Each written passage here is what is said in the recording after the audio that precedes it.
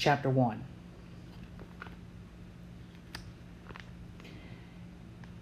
It was 7 years to the day since Jacob Marley had died, and Ebenezer Scrooge had not changed one bit. He still only cared about money, and he still detested the happy people walking up and down the streets wishing one another a Merry Christmas.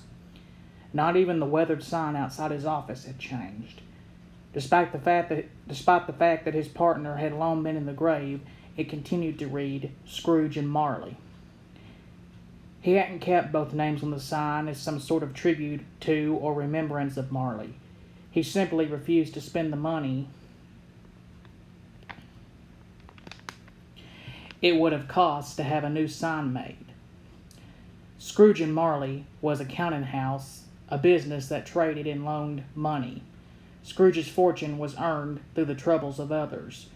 In moments of emergency or great need, businesses and people came to him to borrow money. He loaned it under the condition that in addition to repaying the loan, they also paid an exorbitant fee. Times were hard, which meant that business was good.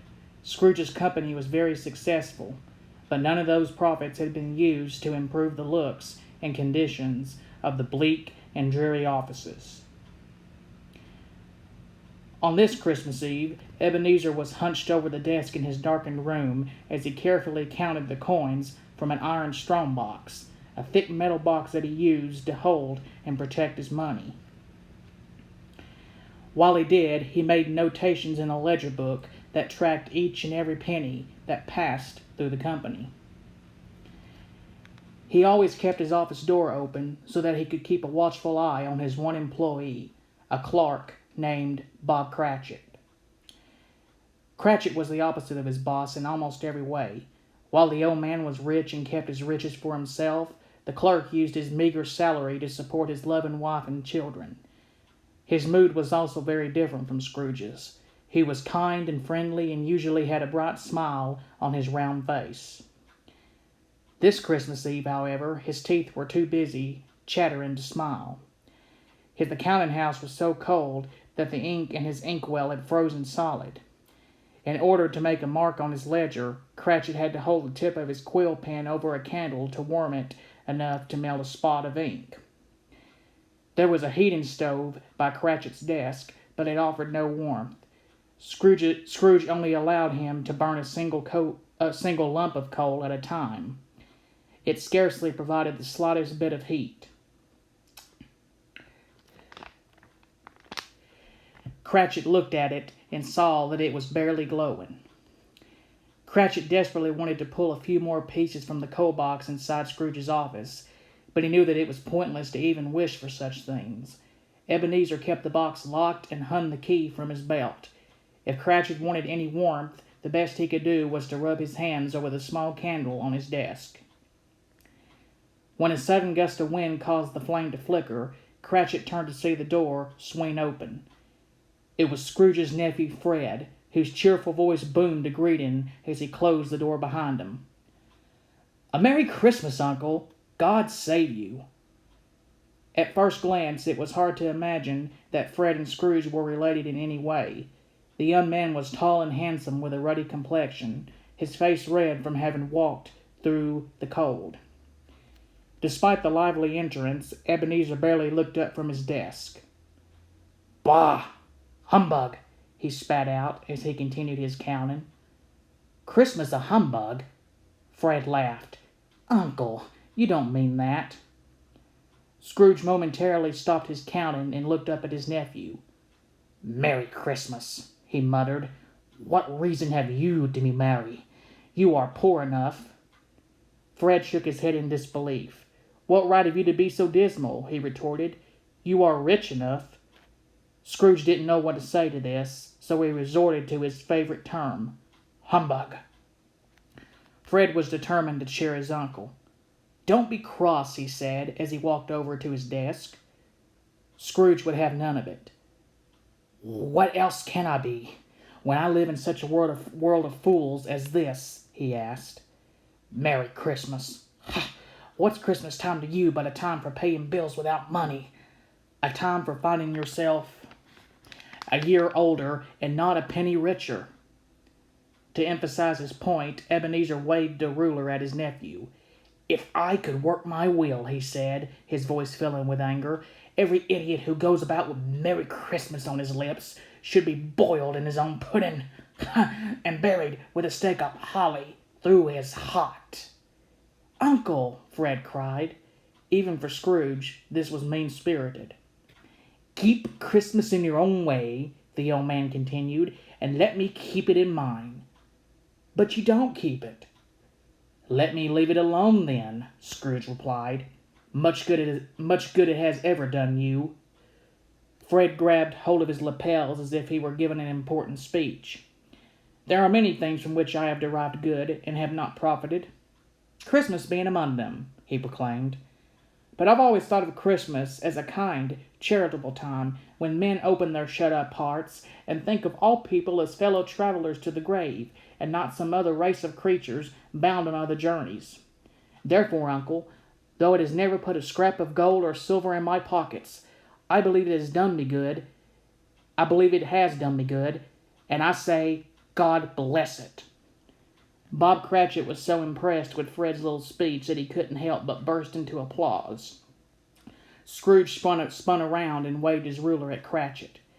Let me hear another sound out of you, he warned the clerk, and you'll keep Christmas by losing your situation. Cratchit tried to look innocent. He quickly stumbled off his stool and poked at the lone lump of coal in his stove. Scrooge snickered and turned back to Fred. You are quite a powerful speaker, he taunted. It's a wonder you don't go into Parliament. Don't be angry, Uncle, Fred begged him. Come, dine with us tomorrow. Scrooge narrowed his eyes and stared hard at the young man. I'll see you in hell first. Cratchit couldn't believe what he was hearing. Neither could Fred. But rather than anger, he only felt sorrow for his uncle. Why so cold-hearted? He asked. Good afternoon, Scrooge said, dismissing him. I want nothing from you, Fred said, unwilling to budge. I ask nothing of you. Why can't we be friends? Good afternoon, Scrooge said, turning back to his work. Fred merely shook his head. I'm sorry with all my heart to find you so resolute, he said. But I have made the trial in homage to Christmas. Therefore, a Merry Christmas, Uncle, and a Happy New Year. Good afternoon, Scrooge said for the final time. On his way out the door, Fred stopped by Cratchit's desk and shook the clerk's hand. A very Merry Christmas to you, Mr. Cratchit. And Merry Christmas to you, sir, Cratchit replied with a hearty smile. Upon hearing this, Scrooge stopped counting and looked up at his employee. There's another one, he said, scowling. A clerk making 15 shillings a week, and with a wife and family, talking about a Merry Christmas. The smile quickly disappeared from Cratchit's face as he went to latch the door behind Fred. Before he could, 2 portly men came in, carrying books and papers. Good afternoon, one of them said, as he checked the list he was carrying. Scrooge and Marley's, I believe. Cratchit pointed toward Scrooge's office. They took off their hats and presented Scrooge with credentials that showed that they worked for charity. Have I the pleasure of addressing Mr. Scrooge or Mr. Marley? Asked one of the men. Scrooge hardly looked up from his work. Mr. Marley has been dead these 7 years, he said with a scowl. He died 7 years ago, this very night. The man nodded solemnly. We have no doubt his generosity is well represented by his surviving partner, the man replied. At this festive season of the year, it is more than usually desirable that we should make some slight provision for the poor and destitute. Many thousands are in want of common comforts, he said, hoping that Scrooge would donate to their good charity. He had no idea what kind of man he was dealing with. Scrooge narrowed his unforgiving eyes. Are there no prisons? He asked. The men weren't sure what he meant by that. Plenty of prisons, one replied. And the union workhouses, Scrooge continued, referring to the dreadful institutions where those who were too poor to support themselves were forced to live. Are they still in operation? They are, the other man answered. I wish I could say they were not.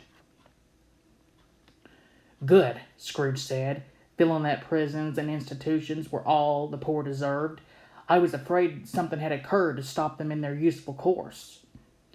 The two men exchanged a worried look. At this festive season, one responded, a few of us are endeavoring to raise a fund to buy the poor some meat and drink and means of warmth. What can we put you down for? Nothing, Scrooge spat. I can't afford to make idle people merry. I support the establishments I have mentioned, and those who are badly off must go there. Many can't go there, the other man tried to reason, and many would rather die. This brought a smile to Scrooge's face. Then they had better do it, he told them, and decrease the surplus population. Good afternoon, gentlemen. The two men exchanged horrified looks and quickly left the counting house. There were no more disturbances for the remaining hours, and not a word was spoken until it was time to close up shop. You'll want all day tomorrow, I suppose, Scrooge sneered, angered at the mere idea of having to give the clerk a day off for Christmas. Cratchit gulped. If quite convenient, sir. Scrooge shook his head. It's not convenient. And it's not fair, he replied. It's only once a year, sir, Cratchit said hopefully. A poor excuse for picking a man's pocket every 25th of December, Scrooge said, as he put away his ledger book and pulled on his coat. But I suppose you must have the whole day. Be here earlier the next morning. Cratchit quietly put out his candle, arranged his desk, and headed for the door. He watched as Scrooge carefully triple-locked the door and turned to walk home. Only when the old man had started up the street one way did Cratchit run off in the opposite direction. In a matter of seconds, the clerk weaved through the crowds of people like a happy child excited about the holiday. Around the corner, he came across a group of children taking turns sliding down an icy hill. In honor of Christmas Eve, he announced as he joined them. He tried to slide down the hill carefully, but quickly picked up speed, lost his balance, and fell on his bottom. The children erupted in cheers and laughter. Scrooge meanwhile found his way to a dark and lonely tavern for dinner. The only other customer was a drunken man who had passed out on a table, still clutching a cup of ale.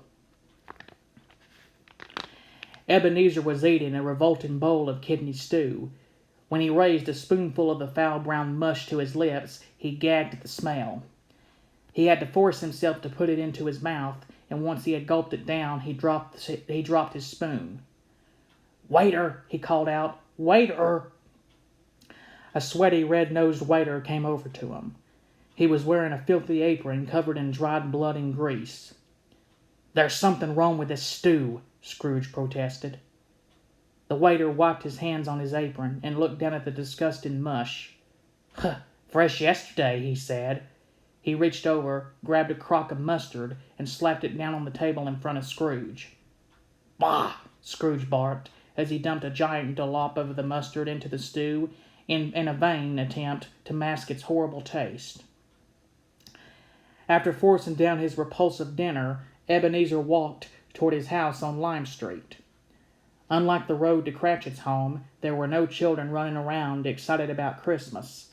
There was just Scrooge, his lonely steps echoing off the empty cobblestones. A lone streetlight cast an eerie glow in the thick London fog. Scrooge saw a mangy rat scurry across the sidewalk in front of him. With lightning speed, Ebenezer pinned the rat's tail with the heel of his boot. The old man cackled with joy as he tormented the little rodent, poking at it with his walking stick. Suddenly the rat turned and let loose an evil hiss that startled Scrooge. He fell back a step, and the creature darted away into the darkness. "Take that, you filthy vermin!" Scrooge snapped, as he took a feeble swing at the rat with his stick. Many years ago, Scrooge's house had been grand and beautiful, but over time it had become run down and gloomy. The once luxurious parlors and rooms were now just dark and eerie. It was the type of house children avoided walking near because it seemed haunted. The rusty gate squeaked when Scrooge pushed it open and shuffled up the brick path toward his front door. The fog had now grown so thick that the outlines of the house were not clearly visible. It appeared to be nothing more than an inky shadow at the top of the street. As he approached the front door, Scrooge fumbled with his key and dropped it. It clinked against the stone entryway, and Ebenezer had to bend over and search for it. While he was bent over, he could not see that a pale, dismal glow had begun to surround the large bronze knocker on his door. It continued to get brighter, and when Scrooge finally located his key and stood up, the knocker had transformed itself into the shape of Jacob Marley's face. Scrooge let out a scream and jumped back. He stared in horror at the ghostly image of his late partner. Marley's eyes were shut, and his hair floated in every direction. Scrooge stared for a long moment, wondering if his eyes in the fog were playing tricks on him. The only way to be certain was to reach out and touch the knocker. He extended a trembling finger to the knocker's ring, which appeared to be clamped in Marley's mouth like a horse's bridle. Just as he was about to grab hold of the ring, Marley's eyes popped open. There was an earth-shattering crack as the knocker came to life. The eyes looked right into Scrooge's, and the mouth flew open. Scrooge spun backward and fell off the stoop, slamming down hard onto his tailbone. "Ow!" Scrooge yelled, turning to run. But as he took one last frightened look at the knocker, it appeared to be normal. There was no terrifying face or eyes, just an old, bronze knocker that had been there since the house was first built. Scrooge shook his head, angry at himself for letting the fog play tricks on him. He took a deep breath and quickly unlocked the door. As he opened it, he took a moment to peek around the other side to see if by some supernatural twist Marley's pigtail was hanging out at the back. He was relieved to find that there were only screws and nuts holding the knocker in place. "Pooh, pooh," Scrooge muttered to himself. It was pitch black in the entryway until Ebenezer struck a match and lit his candle. The flickering light cast eerie shadows throughout the cadaverous room as he slowly began to climb the stairs. Each step made a loud creaking noise. Behind him, the shadows began to change shape and reform themselves into a terrifying image. As if he could sense what was happening, Scrooge spun around in time to see the cloudy images come together as a foggy version of the hearse that had carried Marley to his grave. Pulling the hearse was a team of monstrous black stallions, charging right up the stairs after him. The sound was deafening, and Scrooge pressed his body against the wall just as the phantom team streaked past him and vanished into thin air. Scrooge did not know what to make of any of this. Shaken in fear, he took a deep breath and aimed his candle at the front door, making sure that it was still bolted shut and chained. "Bah!" Ebenezer said, once again angry at himself for letting his mind play such tricks on him. That night, as he dressed for bed, he was in an even fouler mood than usual. The droning on about Christmas, the visit from his nephew Fred, and now these ghostly reminders of Jacob Marley had his head in a twist. He sat next to the small fireplace in his bedroom and stirred a pot of gruel, hoping that the terrifying visions had come to an end. He looked around to see that everything was in its proper place. The drapes of his four-poster bed were pulled up just as they were supposed to be. The sofa and table stood silently in the same arrangement in which he had left them. The fire poker, the wash basin, everything was just as it always was. Satisfied that everything was right, Scrooge settled down into his chair and began to eat his gruel. He only swallowed one spoonful before the flame in the fireplace came to life and started to spark and sizzle. Scrooge nervously pulled his legs up close to him. He looked at the flickering light as it illuminated the tiles surrounding the fireplace. These tiles had pictures of Cain and Abel, pharaohs and angels, and all sorts of images from the Bible. Scrooge was momentarily relieved to see that things were as they were supposed to be. but then the images on the tiles began to change, reshaping themselves into images of Jacob Marley. Terrified, Scrooge looked directly at the fireplace. Right before his eyes, the smoke and fire transformed into the same ghastly image of Marley that had been at the front door. Only now a flame flickered through the spirit's mouth like a fiery tongue. Ebenezer rubbed his eyes for a moment, and when he looked back at the fireplace, the flames were normal, and the pictures on the tiles looked the same as they always had. "Humbug!" Scrooge said, with an angry snap of his head. He got up and walked to his bedroom door, checking the lock to make sure that both bolts were slammed shut. He slowly went back to his chair by the fire and sat down. He looked back at the door and noticed a dusty old bell that once had been used to signal from room to room. Without the slightest breeze, the tiny bell began to swing back and forth, but it made no noise. Then slowly it began to sound a faint ding-a-ling, which grew louder and louder until it became a thunderous clanging that forced Scrooge to cover his ears. When it finally stopped, everything was silent for a moment before Scrooge heard a plink. He looked over to the source of the sound and saw that a penny had fallen from his jacket pocket. He realized that it wasn't just any penny. It was one of the copper pennies that he had taken from Marley's dead eyes. Moments later, there was another plink as the second penny fell from his pocket. Scrooge trembled in fear as these two pennies rolled away, making little circles on the floor, before disappearing under the door and out into the hall. Scrooge was now fully terrified. He heard the bone-chilling sound of the front door creaking open. It was the same door that he had locked 3 separate ways. He did not know where to turn or what to do as he listened to the loud clanking sound of someone dragging heavy chains up the stairs echo through the house. Scrooge stopped breathing and wished that all of this would come to an instant and merciful end. It didn't. Once they reached the top of the steps, the footsteps could be heard walking down the hall to Scrooge's bedchamber. Ebenezer was white as the sheet. Ebenezer was white as the sheet on his bed, and too petrified to move when the footsteps stopped on just the other side of his door. Suddenly a loud crashing could be heard as 4 huge ghostly strong boxes came flying through the door and landed on the floor. The strong boxes were somewhat transparent and otherworldly. They were chained to something on the other side of the still intact door. Scrooge shook uncontrollably, his knees knocking beneath his nightgown. His eyes were focused on the door when another wrenching sound signaled that something else was passing through. A glowing, ghostly substance began to form on the inside of the door, and though he knew it in his heart what this was, he pleaded to himself that it not be so. The substance began to form itself into the shape of a giant phantom that stood 7 feet tall. Just then the flame in the fireplace came back to life and formed a pair of eyes and a mouth. The flame screamed the words that Scrooge could not let pass through his own lips. "It's Molly's ghost!"